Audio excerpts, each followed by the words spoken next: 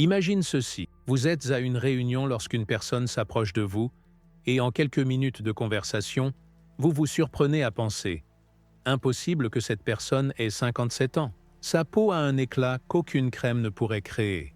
Ses yeux scintillent d'une énergie qui semble venir de très loin à l'intérieur, et toute sa présence rayonne d'une vitalité qui fait que tout le monde autour d'elle se sent plus vivant. Pendant ce temps, une autre personne du même âge exact est assise dans un coin, l'air épuisé, usé, et paraissant curieusement des décennies plus âgée malgré l'année de naissance partagée. Qu'est-ce qui crée une telle différence spectaculaire? Voici ce qui va vous étonner. Cela n'a quasiment rien à voir avec la génétique, les traitements coûteux ou même la qualité des soins physiques qu'ils se sont prodigués. La véritable différence réside dans quelque chose de bien plus puissant et entièrement sous votre contrôle. Les scientifiques ont découvert que certains schémas psychologiques reconfigurent littéralement votre biologie, déclenchant la production d'hormones qui préservent la jeunesse, tout en bloquant les substances chimiques du stress, qui accélèrent le vieillissement. Ces personnes n'ont pas découvert par hasard une routine secrète de soins de la peau.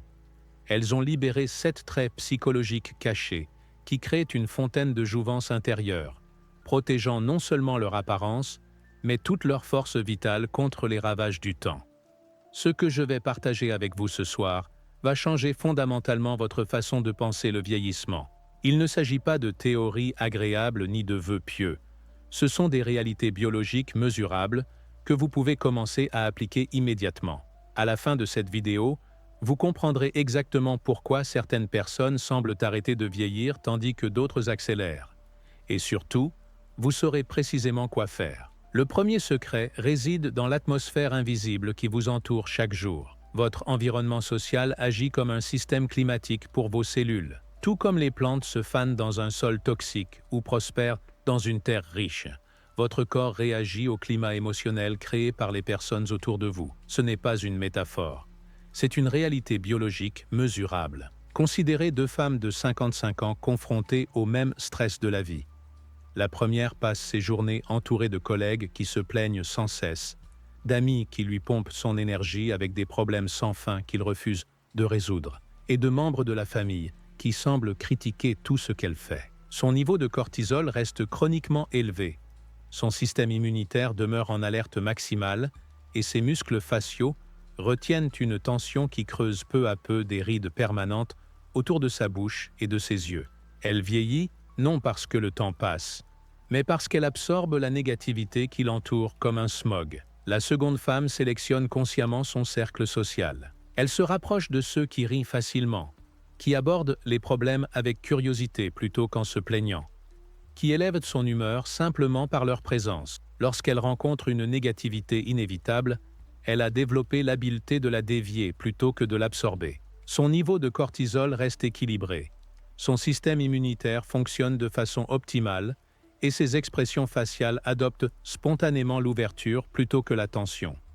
La différence de leur apparence après quelques années seulement est spectaculaire. Des recherches menées à la Harvard Medical School ont suivi des individus pendant 2 décennies, mesurant à la fois leurs liens sociaux et leurs marqueurs biologiques du vieillissement. Ceux qui étaient entourés de relations positives et bienveillantes présentaient un vieillissement cellulaire nettement plus lent, de meilleures fonctions cognitives, et ce que les chercheurs ont qualifié de vitalité visible impossible à expliquer par la seule alimentation ou l'exercice. Les participants eux-mêmes indiquaient souvent que les gens leur donnaient systématiquement plusieurs années de moins que leur âge réel. Cette énergie sociale agit comme une contagion. Mais vous contrôlez davantage votre exposition que vous ne le pensez. Chaque interaction dépose soit des hormones de stress dans votre organisme, soit favorise la libération de composés réparateurs comme l'ocytocine et les endorphines. L'effet cumulatif sur des mois et des années remodèle non seulement votre ressenti, mais aussi votre apparence. Mais l'environnement social ne suffit pas. La manière dont vous réagissez aux tempêtes inévitables de la vie révèle le deuxième trait psychologique, qui distingue ceux qui semblent défier le vieillissement de ceux qui paraissent usés par chaque épreuve. Il ne s'agit pas de résilience au sens où la plupart l'entendent, mais de développer ce que les psychologues appellent un noyau incassable, une forteresse psychologique, qui se renforce véritablement sous la pression. Voici ce qui est fascinant. Les personnes qui paraissent les plus jeunes ont souvent les histoires de vie les plus mouvementées. Elles ont traversé des divorces qui auraient anéanti d'autres, survécu à des échecs commerciaux qui auraient brisé la plupart des entrepreneurs et affronté des problèmes de santé qui auraient plongé beaucoup dans un déclin permanent. Pourtant, elles ressortent de chaque combat non pas diminuées, mais raffinées. Leur visage ne porte pas le poids de leur lutte. Au contraire, ils irradient une confiance tranquille née de la certitude qu'elles peuvent gérer tout ce que la vie leur réserve. Le secret réside dans la façon dont elles traitent l'adversité. Alors que d'autres ruminent sans fin ce qui s'est mal passé, rejouant les échecs jusqu'à ce que ces boucles mentales gravent des rides d'inquiétude sur leur front, ces individus psychologiquement résilients ont maîtrisé une approche tout à fait différente. Ils ressentent pleinement l'impact des revers sans s'y noyer, pleurent leurs pertes sans s'y réduire et reconnaissent la douleur sans en faire leur résidence permanente. Il ne s'agit pas de pensée positive ou de déni. Il s'agit de développer ce que les neuroscientifiques appellent la flexibilité cognitive, la capacité de reformuler les expériences de manière à préserver votre sentiment d'action et d'espoir. Lorsqu'un malheur survient, au lieu de se demander « Pourquoi moi ?», il se demande « Que faire maintenant ?» Au lieu de dresser la liste de tout ce qui ne va pas, il se concentre sur ce qui reste possible. Au lieu de se voir comme des victimes des circonstances, ils conservent leur identité d'auteur de leur propre rétablissement. L'impact biologique de cet état d'esprit est profond et mesurable. Des chercheurs étudiant les réponses au stress ont découvert que les personnes dotées d'un esprit incassable présentent des profils de cortisol très différents de ceux qui s'effondrent sous la pression. Leurs hormones de stress montent en flèche de façon appropriée pendant les crises, leur fournissant l'énergie et la concentration nécessaires pour répondre efficacement, puis reviennent à la normale une fois la menace immédiate passée. À l'inverse, ceux qui catastrophisent maintiennent un cortisol chroniquement élevé, ce qui les fait littéralement vieillir de l'intérieur. Cette résilience psychologique se manifeste de façon que d'autres trouvent mystérieusement attirante. Il y a quelque chose de magnétique chez les personnes que la vie a éprouvées et qui en sont sorties intactes. Elles se tiennent différemment, avec une confiance détendue qui laisse entendre qu'elles savent quelque chose que le reste d'entre nous ignore. Leur visage reste doux parce qu'elles ne se préparent pas sans cesse à la prochaine catastrophe. Leurs yeux demeurent brillants parce qu'ils sont tournés vers les possibilités plutôt que vers les problèmes. Toute leur énergie évoque la profondeur et la sagesse plutôt qu'un optimisme naïf. Mais voici la partie la plus remarquable. Ce trait peut être développé à n'importe quel stade de la vie. Chaque défi que vous affrontez est une occasion de renforcer votre système immunitaire psychologique. Chaque revers est une chance de vous exercer à répondre avec grâce, plutôt qu'à vous effondrer. Chaque déception est un terrain d'entraînement pour bâtir le type de force intérieure qui non seulement préserve votre jeunesse, mais vous rend en fait plus beau ou belle à mesure que les années passent. Cette résilience se relie directement au troisième trait qui permet aux gens de paraître et de se sentir jeunes. La capacité d'embrasser le changement plutôt que de le combattre. La flexibilité de l'esprit se traduit par la flexibilité du corps. Et toutes deux contribuent à cette qualité insaisissable que nous reconnaissons comme la jeunesse. Les personnes qui s'accrochent rigidement à l'ancien état des choses, qui résistent aux nouvelles technologies, idées ou manières de faire, créent une tension interne qui se manifeste physiquement. Leur langage corporel devient raide, leurs expressions faciales se figent sur la désapprobation ou la confusion, et leur énergie paraît lourde et bloquée. Elles vieillissent non à cause du temps qui passe, mais à cause de l'effort épuisant de tenter de retenir un océan de changements à main nue. À l'inverse, ceux qui surfent sur les vagues du changement plutôt que de lutter contre elles conservent une fluidité qui les maintient vibrants. Ils abordent les nouvelles situations avec curiosité plutôt qu'avec peur, considèrent les expériences inconnues comme des aventures plutôt que comme des menaces et maintiennent l'agilité mentale que les neuroscientifiques savent désormais cruciale pour un vieillissement cérébral sain. Une étude fascinante a suivi 2 groupes de retraités sur une période de 10 ans. Le premier s'est installé dans des routines prévisibles, a évité les nouvelles expériences et s'est souvent plaint de la différence et de la difficulté croissante du monde. Le second a activement recherché des nouveautés, appris de nouvelles compétences et abordé les changements de la société avec intérêt plutôt qu'avec résistance. Les examens cérébraux ont révélé que le second groupe conservait nettement plus de connectivité neuronale, montraient moins de déclin cognitif et étaient constamment jugés comme paraissant plus jeunes par des observateurs indépendants, ignorant leur âge réel. Cette flexibilité mentale fonctionne parce que votre cerveau obéit au principe « servez-vous-en ou perdez-le ».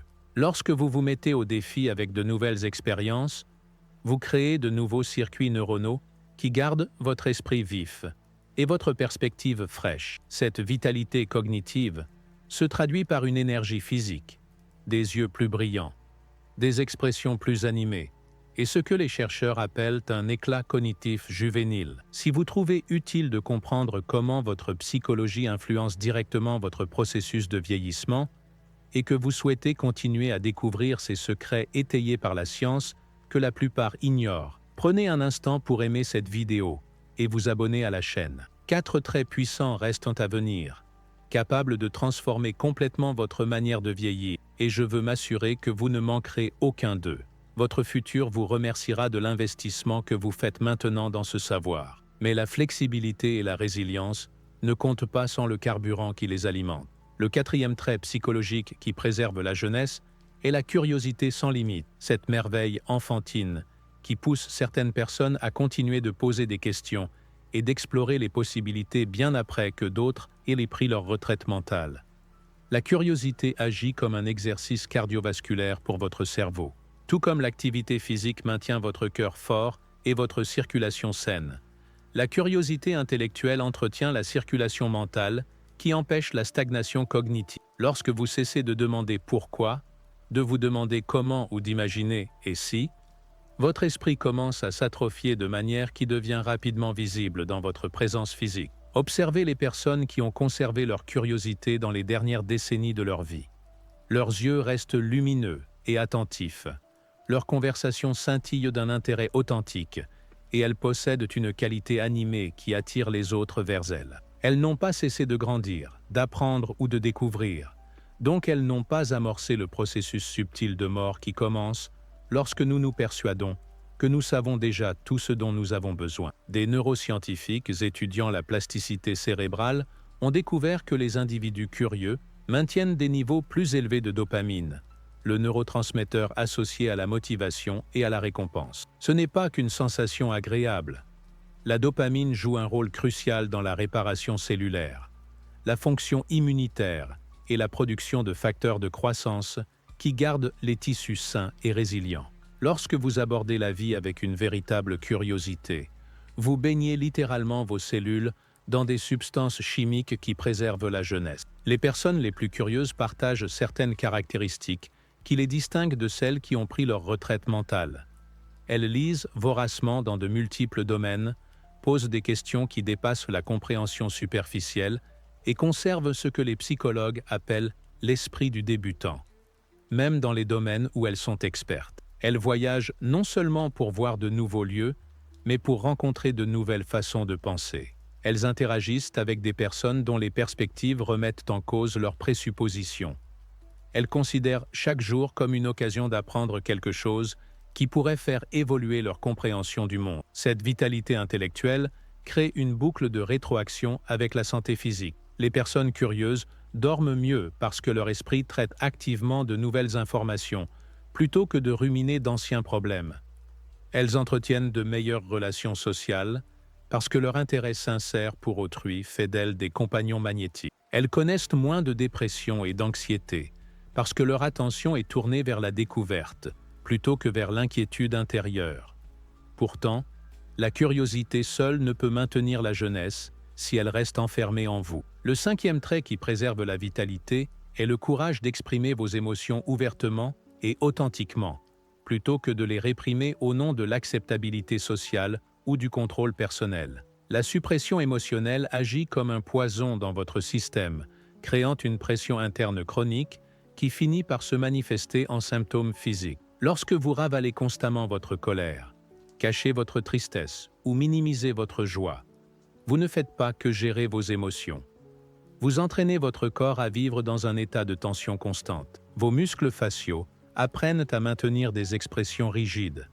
Votre posture s'adapte pour porter un poids invisible et toute votre présence physique devient un masque plutôt qu'une expression authentique de qui vous êtes. Les cultures gèrent l'expression émotionnelle de manière différente et les résultats physiques sont mesurables. Les populations qui encouragent l'expression émotionnelle ouverte, où le rire vient facilement et où les larmes ne sont pas honteuses, présentent des taux plus faibles de maladies liées au stress, une meilleure santé cardiovasculaire et, selon les chercheurs, une apparence plus juvénile dans tous les groupes d'âge. Il ne s'agit pas d'être émotionnellement incontrôlé ou inapproprié. Il s'agit de développer la capacité de ressentir pleinement vos émotions et de les exprimer de manière saine, plutôt que de les stocker dans votre corps comme des déchets toxiques. Lorsque vous pleurez quand vous êtes triste, vos hormones de stress se normalisent rapidement au lieu de rester chroniquement élevées.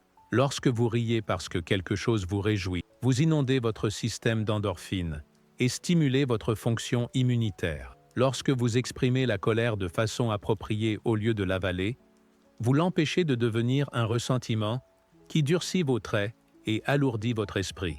Les personnes qui expriment leurs émotions de manière authentique conservent des traits du visage plus doux, parce que leur visage ne s'emploie pas constamment à cacher ce qu'elles ressentent. Leur posture reste plus ouverte, parce qu'elles ne portent pas le poids des sentiments refoulés. Leur énergie paraît plus légère, parce qu'elles n'utilisent pas de ressources précieuses pour maintenir une armure émotionnelle. Les études sur la suppression émotionnelle à long terme montrent que les personnes qui cachent systématiquement leurs sentiments développent des taux plus élevés d'inflammation, une fonction immunitaire compromise et un vieillissement cellulaire accéléré. En revanche, celles qui trouvent des débouchés sains pour exprimer leurs émotions, que ce soit par la conversation, des activités créatives ou l'exercice physique, conservent de meilleurs indicateurs de santé et paraissent constamment plus jeunes aux yeux des observateurs. La clé est d'apprendre à exprimer vos émotions d'une façon qui respecte vos sentiments, sans nuire à vos relations, ni à votre statut professionnel. Cela peut impliquer des conversations honnêtes avec des amis de confiance, des activités créatives permettant une libération émotionnelle ou des pratiques physiques qui vous aident à traiter vos sentiments par le mouvement plutôt que par le stockage. Cette authenticité émotionnelle devient encore plus puissante lorsqu'elle est soutenue par le 6e trait psychologique qui préserve la jeunesse. Vivre avec une véritable passion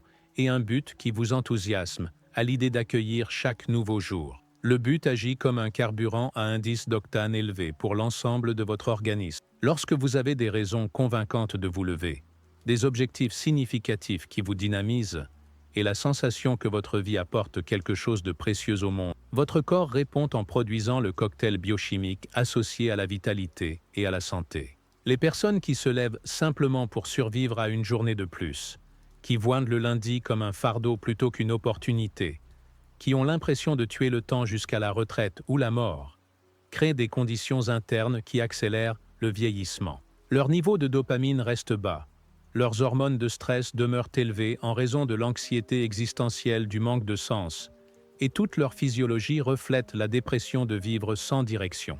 À l'inverse, les individus animés par un but présentent une biologie mesurablement différente. Leur cortisol suit des schémas sains, augmentant comme il se doit le matin pour les dynamiser pour la journée et diminuant la nuit pour permettre un sommeil réparateur. Leur système immunitaire fonctionne plus efficacement parce que leur organisme n'est pas épuisé par le stress constant de l'absence de but. Leur santé cardiovasculaire reste meilleure parce qu'ils ont des raisons de prendre soin d'eux au-delà de la simple survie. Ce but n'a pas besoin d'être grandiose ou de changer le monde. Certains des aînés les plus vigoureux sont animés par des objectifs simples mais significatifs.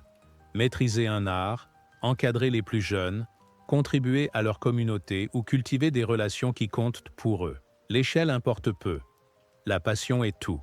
Les recherches suivant des personnes sur plusieurs décennies révèlent que celles qui ont un fort sentiment de but vivent plus longtemps, montrent un déclin cognitif plus lent et conservent ce que les observateurs décrivent systématiquement comme une énergie juvénile qui semble émaner de l'intérieur. Elles marchent avec plus d'assurance, parlent avec plus d'animation et interagissent avec la vie de manière à suggérer qu'elles continuent de grandir plutôt que de simplement vieillir. Les personnes les plus orientées vers un but partagent certaines caractéristiques qui les distinguent de celles qui ont perdu leur sens de la direction. Elles ont des objectifs qui vont au-delà d'elles-mêmes, qu'il s'agisse de laisser quelque chose de précieux aux générations futures, de résoudre des problèmes qui leur tiennent à cœur ou simplement d'apporter plus de beauté ou de gentillesse au monde. Elles maintiennent des objectifs d'apprentissage plutôt que de simples objectifs de performance, développant constamment de nouvelles compétences et élargissant leurs capacités.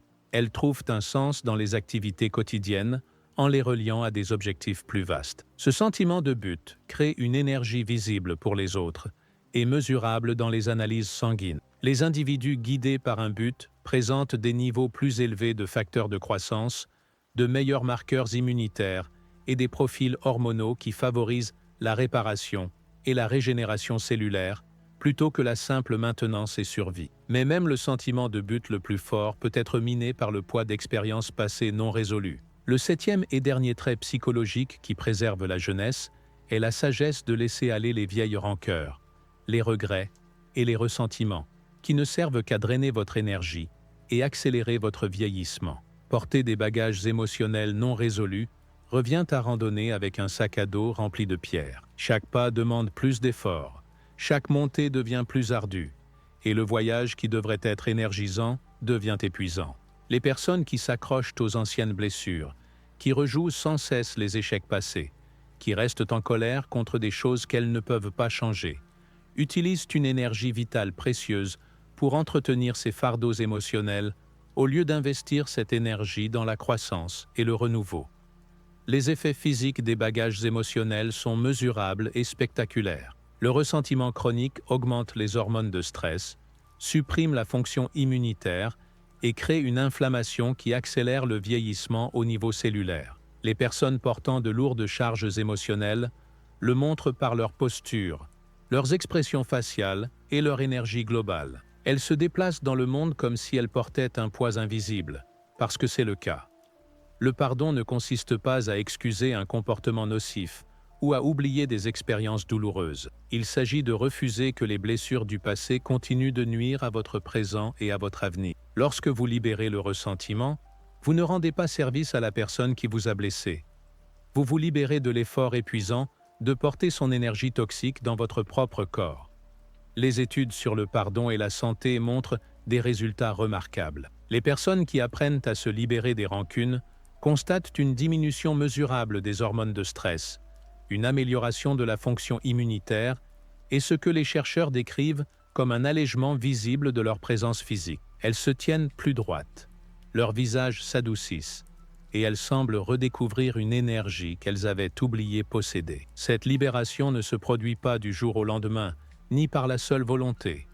Elle exige de mettre en place des pratiques qui vous aident à traiter et à libérer l'énergie émotionnelle stockée. Certains trouvent un soulagement grâce à la thérapie ou au counseling, d'autres par la méditation ou les pratiques spirituelles, d'autres encore par des activités physiques qui les aident à faire sortir littéralement l'énergie bloquée de leur corps. L'approche la plus efficace implique souvent de reconnaître l'impact réel des blessures passées sans en minimiser la portée, tout en choisissant de ne plus laisser ces expériences définir votre réalité présente. Il s'agit de reprendre votre pouvoir aux personnes et aux situations qui ont pu vous blesser il y a des années, voire des décennies, mais qui continuent d'influencer votre quotidien à travers le ressentiment que vous portez.